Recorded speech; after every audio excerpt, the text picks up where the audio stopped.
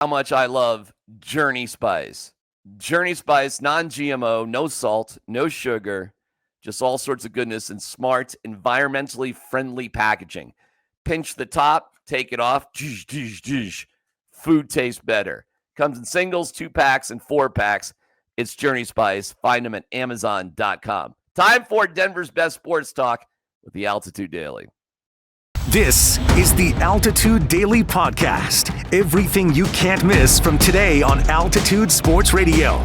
Mosher, Lombardi, and Kane. Vic is totally right that Bo Nix, if he becomes this, because his game is similar to it, what if he's Baker?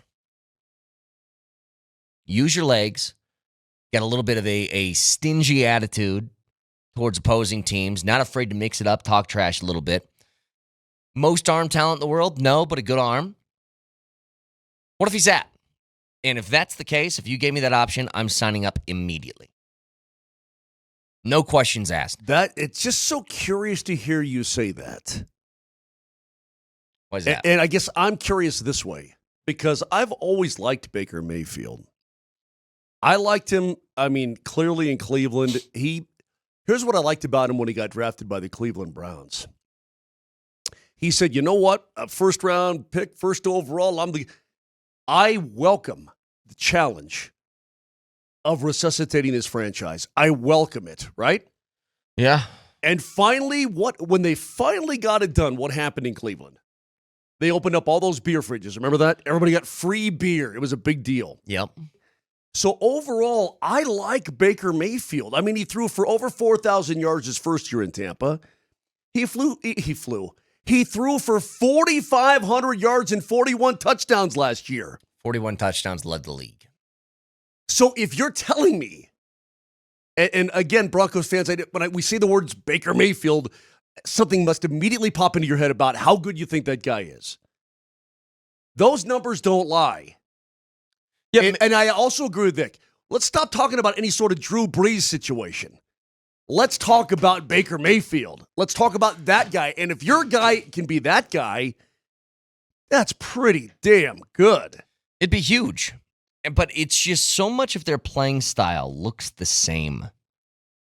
The way that Baker takes off and runs, the way that he's ultra competitive. Now, the one thing that he has that we have not seen from Bo Nix yet is the ability to come back late. Because he did that last night. There was a minute on the clock for them to go score a touchdown. And I know this mic's been falling all day. And he does it. Makes big play after big play, willing to take the hit on his scramble, all that stuff. I think it's a perfect comparison of what he could be and what I hope he is. Because anything higher than that, I just think you're asking for too much. The Altitude Daily. The Morning Sprint. While I'm in the theme of Fighter A versus Fighter B, choose your fighter, Raj. Through 2 weeks of quarterback play in, we'll call it the AFC, the battle for supremacy for quarterbacks in the AFC. Okay. Through 2 weeks. Fighter A, 616 total yards, 5 total touchdowns, 0 interceptions, 71.4% completion percentage, and a 111.1 passer rating. That's Fighter A. Versus Fighter B. Choose your fighter. 631 yards, 4 touchdowns, so 1 less, 0 interceptions, completion percentage of 66.2%, and that's 5.2% less than Fighter A, and then a passer rating of 98.4.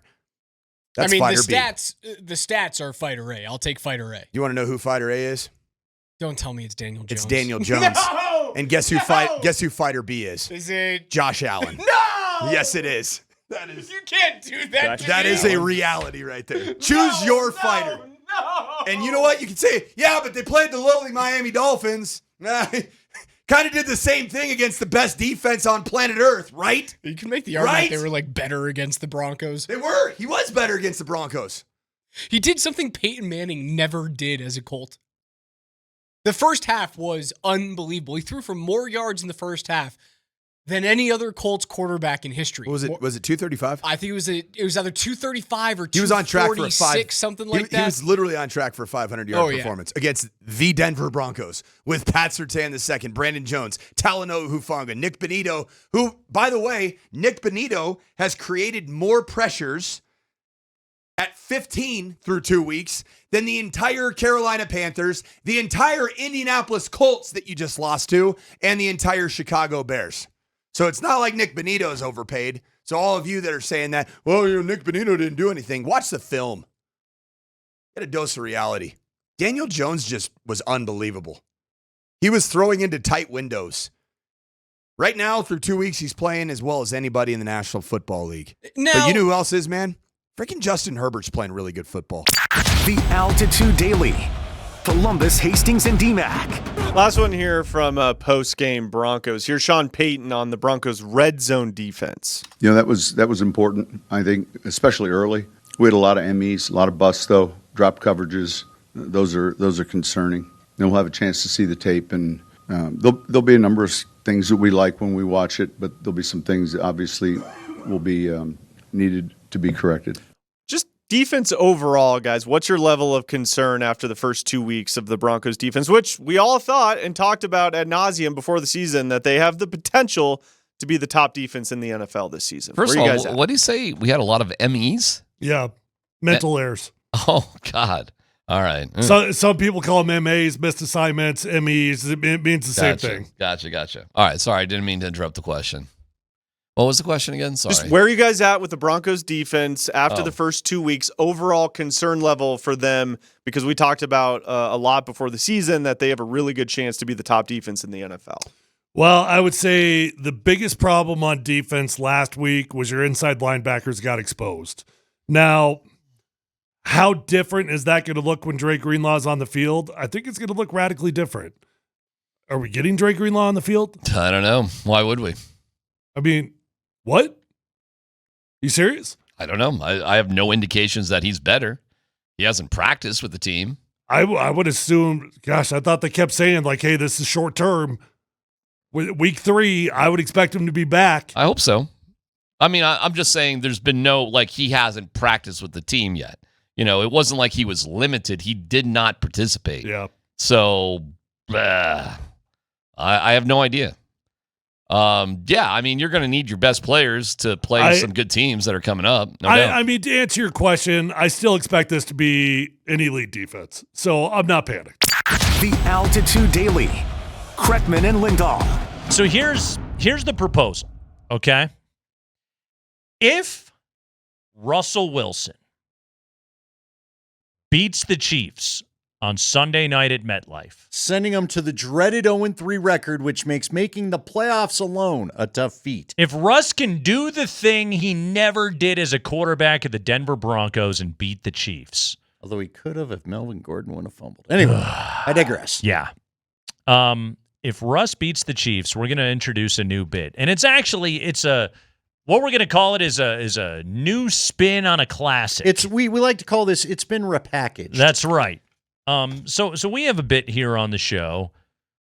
We haven't done it very much this year. I got to be honest with you. They haven't let us. But we had a bit called "Say Something Nice About the Rockies." Well, I am willing to make this commitment for the Kreckman and Lindahl show. And granted, we'll have to put some work into it. But we're creatives. They pay us to do this.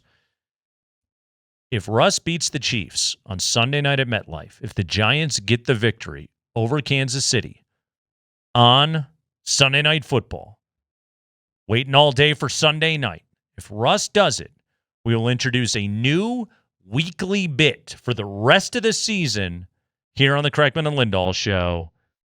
It'll be called "Say Something Nice About Russell Wilson." It's time to say something nice about Russell Wilson. Wow. Come on, y'all. Russell Wilson. Holy. Very exciting. Broncos country, let's ride. Broncos country, let's ride. His name's Mr. Unlimited. Yeah, you gotta be unlimited. You gotta have a thought process of being unlimited. And I was doing high knees and then working on my legs and everything else, and then make sure I'm ready to rock. Be careful though. It's spicy. You ever done anything dangerous? Ooh, jeez, that is dangerous.